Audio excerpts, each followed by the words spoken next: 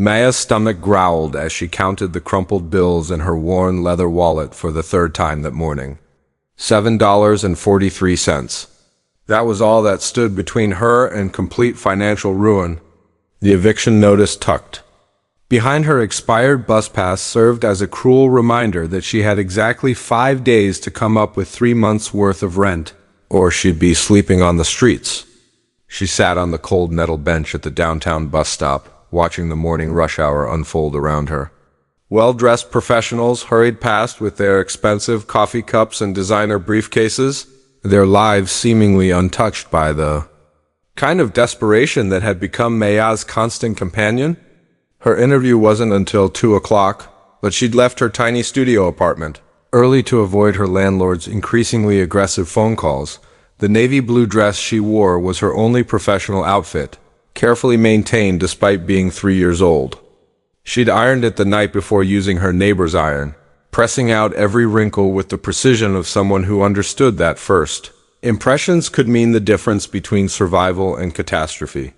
Her resume printed at the library on paper she'd bought with quarters scrounged from her couch cushions, set in a folder she'd bought at a dollar store. Maya had lost her job at the marketing firm 6 months ago when the company downsized. Despite her bachelor's degree in communications and 5 years of experience, the job market had been merciless. Interview after interview led to polite rejection. Emails that always seemed to carry the same underlying message: overqualified but underexperienced, talented but not quite what they were looking for. Her savings had evaporated like morning mist, consumed by rent, utilities, and the basic necessities of staying alive while searching for work. The irony wasn't lost on her that today's interview was for a position that paid less than half of what she'd been making before, but pride was a luxury she could no longer afford. The receptionist job at Sterling Dynamics wouldn't utilize her degree or her skills, but it would keep a roof over her head and food in her stomach. Sometimes she'd learned survival trumped ambition. As she waited for the bus that would take her to the financial district, Maya noticed an elderly man shuffling toward the bench. His clothes were threadbare and dirty, layers upon layers that spoke of sleeping rough. His weathered face was etched with lines that told stories of hardship, and his eyes held the distant look of someone who'd stopped expecting kindness from the world long ago. He moved slowly, favoring his right leg, and carried a cardboard sign that read, "Homeless veteran, anything helps. God bless." The man settled on the opposite end of the bench with a soft grunt of pain. Maya could smell the accumulated grime of street living, but more than that, she could sense his exhaustion. It radiated from him like heat from pavement, the bone-deep weariness of someone who'd fought too many battles and lost too many wars. His hands shook slightly as he adjusted the thin blanket wrapped around his shoulders, and Maya noticed his shoes had holes that would offer no protection against the rain that was forecast for later. "Cold morning," Maya said softly, offering a small smile. The man looked up, surprise flickering across his features. Most people looked through him as if he were invisible, but this young woman was actually seeing him. "Yes, miss. Getting colder every day, seems like." His voice was gravelly but polite, carrying the remnants of what might have once been a southern accent. Maya found herself wondering about his story, about the chain of events that had led him to this bench on this gray October morning. Had he been someone's son, someone's father? Had there been people who loved him, worried about him, searched for him? "You served?" Maya asked, nodding toward his sign. A ghost of pride straightened his shoulders. 2 tours in Vietnam. Came back to a country that didn't much want to know what we'd seen over there.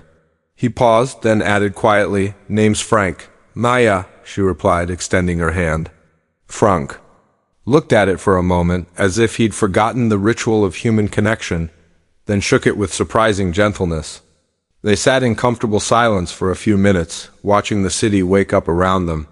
Maya's stomach chose that moment to voice its complaint again, a long, rumbling protest that seemed to echo in the morning air. She pressed a hand to her abdomen, embarrassed, but Frank pretended not to notice. The bus arrived with a wheeze of hydraulic brakes and the smell of diesel exhaust. As Maya stood to board, she glanced back at Frank, who was repositioning his blanket and settling in for what would likely be a long day of being ignored by passers-by. Something in his resigned acceptance broke her heart. Without thinking, without calculating, without considering the mathematics of her own desperation, Maya walked to the small food cart station near the bus stop. The vendor, a Middle Eastern man with kind eyes, was setting up for the morning rush. "What can I get you, miss?" he asked in accented English. Maya looked at the simple menu board. A basic sandwich, the kind that would provide real sustenance, cost $6. She had $7.43.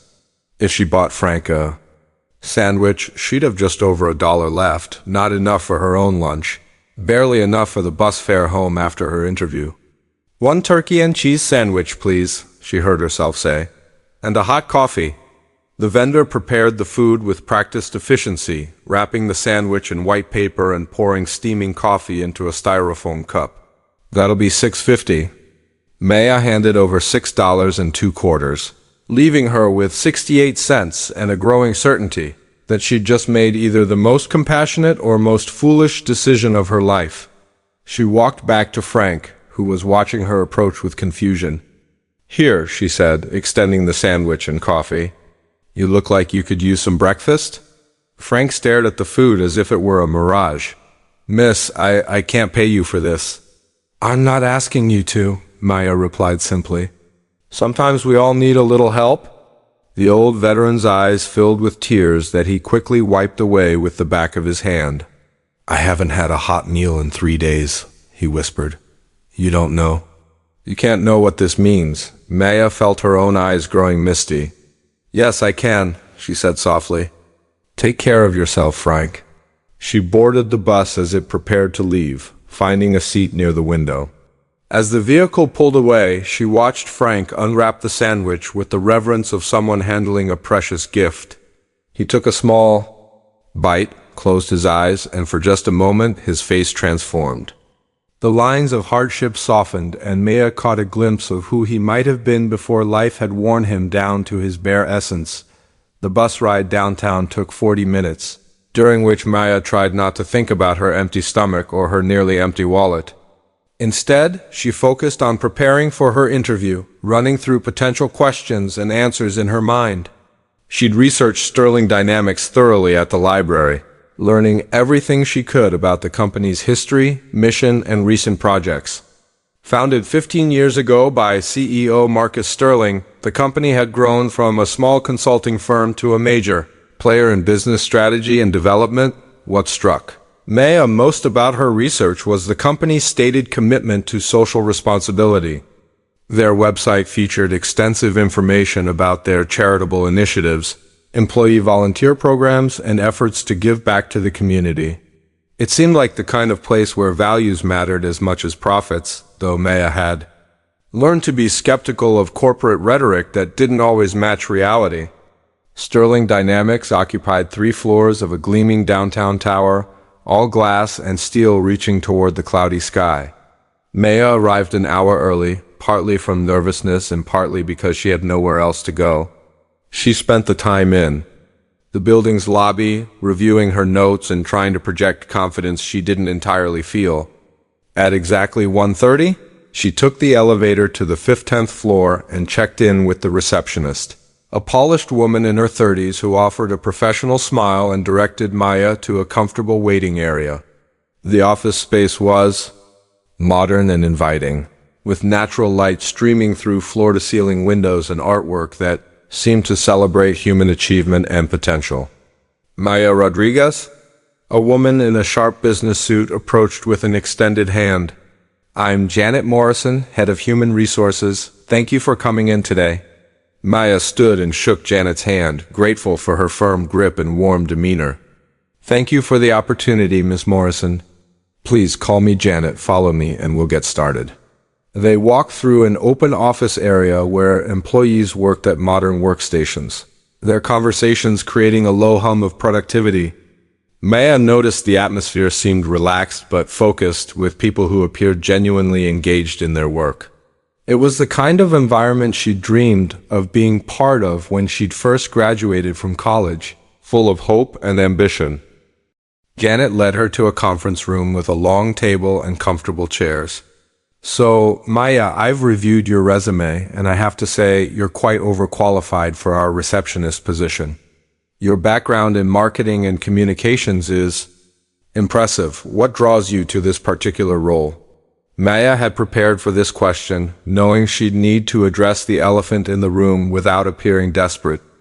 I've been looking for an opportunity to be part of a company whose values align with my own, she said carefully. Sterling Dynamics' commitment to social responsibility really resonates with me. Sometimes taking a step back allows you to move forward in a more meaningful direction. It was a diplomatic way of saying she needed any job she could get, but it was also true. After months of unemployment, Maya had gained perspective on what really mattered in work and in life. That's a refreshing perspective, Janet replied, making notes on a pad. Tell me about a time when you went above and beyond in a professional setting. Maya shared a story about organizing a pro bono marketing campaign for a local animal shelter. During her previous job, emphasizing her initiative and commitment to community service. As they talked, she found herself relaxing slightly. Janet was an excellent interviewer, asking thoughtful questions and creating space for genuine conversation. Maya, I'd like to introduce you to our CEO, Janet said after they'd been talking for about 20 minutes. He likes to meet all potential new hires personally. It's a bit unusual, but Marcus believes in the importance of company culture and ensuring everyone who joins our team is a good fit. Maya's stomach chose that moment to remind her of its empty state with another audible growl. She pressed her hand to her abdomen, mortified. I'm so sorry, she said, her face flushing with embarrassment. Janet smiled understandingly. Don't worry about it. These things happen. Are you feeling all right? You look a little pale. I'm fine, Maya lied, though she was beginning to feel slightly lightheaded. The stress of the day, combined with hunger and the emotional weight of her financial situation, was taking its toll. I'd love to meet Mr. Sterling. Janet stood and led Maya down a hallway lined with awards and photographs showing Sterling Dynamics' involvement in various community initiatives. The CEO's office was at the end of the hall, behind glass doors that revealed a spacious room filled with natural light. Marcus? Janet knocked on the doorframe. I'd like you to meet Maya Rodriguez, our candidate for the receptionist position. The man behind the desk looked up from his computer, and Maya's breath caught in her throat. He was probably in his mid-40s, with salt and pepper hair and intelligent brown eyes behind wire-rimmed glasses. But what made her step back in shock wasn't his appearance. It was the recognition that hit her like a physical blow. This was not Frank the homeless veteran from the bus stop, but the same kind eyes, the same gentle demeanor, though cleaned up and dressed in an expensive suit. Maya blinked hard, wondering if hunger was making her hallucinate. But as the man stood and approached her with an extended hand, she realized she wasn't imagining things. Ms. Rodriguez, he said, his voice carrying a warmth that seemed genuine. Marcus Sterling, it's a pleasure to meet you. Maya shook his hand automatically, her mind reeling. This couldn't be happening. CEOs of major companies didn't disguise themselves as homeless veterans. People didn't just randomly encounter each other like this. Life didn't work that way. The pleasure is mine, Mr. Sterling, she managed to say, her voice sounding distant to her own ears. Please have a seat, Marcus said, gesturing to the chairs, arranged around a small conference table in one corner of his office. Janet's told me wonderful things about your background. As they settled into their chairs, Maya struggled to process what was happening. Had she somehow imagined the encounter at the bus stop? Was stress making her create connections that didn't exist? But as she studied Marcus Sterling's face, she became more certain with each passing second. The bone structure was the same. The way he held his head when he listened, even the slight favor of his right leg as he walked. Maya brings extensive marketing experience, Janet was saying, along with a strong commitment to community service. She organized several successful charity campaigns in her previous position. Community service, Marcus repeated thoughtfully, his eyes meeting Maya's. That's something we value highly here at Sterling Dynamics. Tell me, Maya, what does giving back mean to you personally? The question hung in the air between them, loaded with significance that Janet couldn't possibly understand. Maya felt as if she were being tested, though she couldn't fathom the nature of the test or the stakes involved. "I believe," Maya said, slowly, choosing her words carefully, "that we're all connected in ways we don't always see. Sometimes a small act of kindness can change everything, for both the giver and the receiver. We never know what someone else is going through, so treating everyone with dignity and compassion isn't just the right thing to do. It's essential to our own humanity." Something flickered in Marcus's eyes, a recognition or acknowledgement that confirmed Maya's suspicions. This was definitely the man from the bus stop, though how and why remained a mystery. "That's beautifully put," Marcus said quietly. "Can you give me an example of a time when you've put that philosophy into action?" Maya's mind raced. She could describe any number of volunteer activities or charitable donations from her past, but something in Marcus's expression told her he was asking about something more recent, more personal. "This morning," she heard herself say, "I was waiting for the bus and I met a veteran named Frank. He was homeless, hungry, and it was clear he'd been forgotten by most of the world. I bought him breakfast, not because I expected anything in return, but because he needed it, and I was in a position to help." Janet looked puzzled by the personal nature of the anecdote, but Marcus leaned forward slightly, his full attention focused. "On Maya, that must have been expensive," he said. "Breakfast for 2 people. I only bought breakfast for him," Maya clarified. "I wasn't hungry." It was a lie, and from the way Marcus's eyebrows raised slightly, he knew it was a lie. Maya's stomach chose that moment to contradict her with another loud rumble, and this time she couldn't hide her embarrassment. She felt dizzy and realized she hadn't eaten anything since a small dinner the night before. "Maya," Janet said with concern, "when did you last eat?" The question hung in the air like an accusation. Maya felt her carefully constructed professional facade crumbling. She was tired of pretending, tired of maintaining dignity when her world was falling apart, tired of being strong when she felt like she was drowning. "Yesterday evening," she admitted quietly. "I've been having some financial difficulties lately." The room fell silent. Maya expected to see pity in their faces, or worse, the kind of uncomfortable distance that people maintained when confronted with someone else's desperation. Instead, she saw something that looked like understanding. "Janet," Marcus said, his voice gentle but firm, "could you excuse us for a moment? And perhaps order some lunch from the deli downstairs?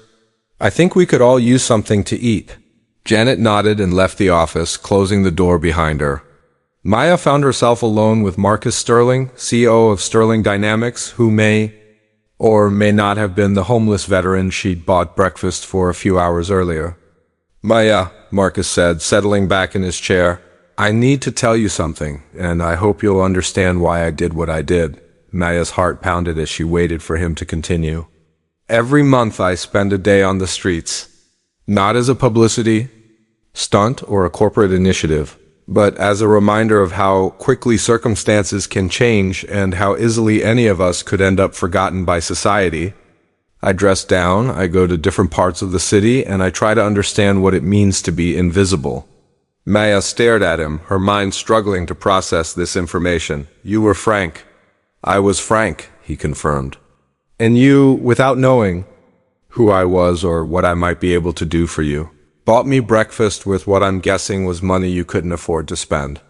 Maya felt tears threatening and fought to keep them at bay. "I don't understand. Why are you telling me this?" "Because," Marcus said, his voice filled with emotion, "in 15 years of running this company, I've interviewed hundreds of people. They all told me they valued community service and helping others. You're the first person who actually demonstrated it when you thought no one was watching." The weight of the morning, the stress of her financial situation, and the surreal nature of this revelation finally overwhelmed Maya's composure. Tears began streaming down her face, and she covered her mouth with her hand, trying to maintain some semblance of professional decorum. "I'm sorry," she whispered. "I'm not usually like this. I've just been under a lot of pressure lately." Marcus stood and moved to a small refrigerator in the corner of his office, returning with a bottle of water. Maya, when did you last have a real meal? I've been eating, she said defensively, then stopped herself. What was the point of pretending anymore? Not much lately. Food or rent, you know? I chose rent, but I'm about to lose my apartment anyway. Marcus sat down across from her again, his expression serious. The receptionist position pays $38,000 a year. Would that be enough to help you get back on your feet? Maya nodded, not trusting her voice. Good, Marcus said. Because I'd like to offer you the job? But not the receptionist position, Maya looked up, confused. Your background is in marketing and communications, Marcus continued. We've been looking for someone to head up our community outreach initiatives.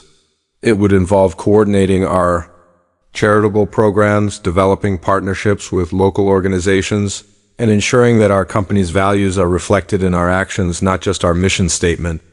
The salary is $65,000 plus benefits. Maya felt as if the ground had shifted beneath her feet. I don't understand. You don't even know if I'm qualified for something like that. You organized successful charity campaigns in your previous job, Marcus pointed out. But more importantly, you demonstrated the kind of character we're looking for. You showed kindness to someone when you thought no one was watching, when you had nothing to gain, when it cost you something. You couldn't afford to give. That's not something you can teach or fake. A knock on the door interrupted them, and Janet returned with bags of food from the deli. The smell of sandwiches and soup filled the office, and Maya's stomach responded with enthusiasm. I took the liberty of ordering a variety, Janet said, setting the bags on the conference table. Marcus, is everything all right? Everything is perfect, Marcus replied, smiling at Maya. Janet, I'd like you to prepare an offer letter for Maya, but not for the receptionist position. I want to offer her the community outreach coordinator role we've been trying to fill. Janet looked surprised but pleased. That's wonderful. Maya, congratulations. As they unpacked the food, Maya felt as if she were living in a dream. Just this morning, she'd been counting her last few dollars and facing eviction. Now, she was being offered a job that would not only solve her immediate financial crisis, but also align with her values and utilize her skills. There's one condition, Marcus said as he handed Maya a turkey sandwich that looked remarkably similar to the one she'd bought for Frank that morning. I want you to eat this entire meal. Consider it your first official duty. Maya laughed, the sound surprising her with its lightness. For the first time in months, she felt hope unfurling in her chest like a flower reaching toward the sun as they ate together. Marcus shared more about his monthly experiences on the streets and how they'd shaped his perspective on business and social responsibility. He spoke about employees who didn't know about his practice, about the insights he'd gained into systemic poverty and homelessness, and about his belief that successful businesses had an obligation to lift up their communities. Most people walked right past me this morning, he said. They saw the clothes, the sign, the circumstances, and they looked away. You saw a person who needed help, and you helped. That's the kind of employee, the kind of human being I want on our team. Maya thought about Frank, wondering if he was still on that bench, hoping someone else might offer him kindness. What about the real homeless veterans? She asked. The ones who don't have offices to return to? Marcus smiled. That's exactly the kind of question I was hoping you'd ask. Our company sponsors a program that provides job training and placement services for homeless veterans. Frank, the character I play, is based on dozens of real people I've met. We've helped over 200 veterans find stable housing and employment in the past 5 years. As the afternoon wore on, Maya learned more about Sterling Dynamics' various initiatives, a scholarship program for underprivileged students, a micro-lending program for small businesses in low-income neighborhoods, and a partnership with local food banks. The company didn't just talk about social responsibility, they actively worked to make a difference. When can you start? Marcus asked as their impromptu lunch meeting wound down. Tomorrow? Maya suggested, then laughed at her own eagerness. I mean, whenever you need me. Tomorrow works perfectly, Marcus said. Janet will handle all the paperwork and get you set up with everything you need." As Maya prepared to leave, Marcus walked her to the elevator. "Maya, can I ask you something?" She nodded. "This morning, when you bought me that sandwich, what was going through your mind? What made you decide to help?" Maya considered the question carefully. "I kept thinking about how invisible he seemed, how people were walking past like he didn't exist. I imagined him as someone's son, maybe someone's father, and I wondered what had happened to make him so alone. I thought about how hungry I was and how much hungrier he must be. And I realized that the only difference between us might be luck, or timing, or just a few different choices along the way." Marcus nodded thoughtfully. "That's what I hoped you'd say." The elevator arrived, and as Maya stepped inside, Marcus handed her a business card. "That has my direct number," he said. "If you ever need anything, don't hesitate to call." As the elevator descended, Maya looked at her reflection in the polished metal doors. The face staring back at her looked the same as it had that morning, but something fundamental had changed. The fear that had been her constant companion for months was gone, replaced by something she'd almost forgotten: possibility. On the bus ride home, Maya thought about the morning's events and the series of small choices that had led to this moment. If she hadn't left her apartment early, if she hadn't taken that particular bus, if she hadn't noticed Frank on the bench, if she hadn't chosen kindness over self-preservation, any one of those decisions could have changed everything. She pulled out her phone and called her landlord, finally able to tell him that she'd be caught up on rent within the week. His relief was palpable. Despite his tough exterior, he was a decent man who hadn't wanted to evict her. Next, she called her mother, who had been worrying about Maya's situation but had been too proud to offer help she couldn't afford.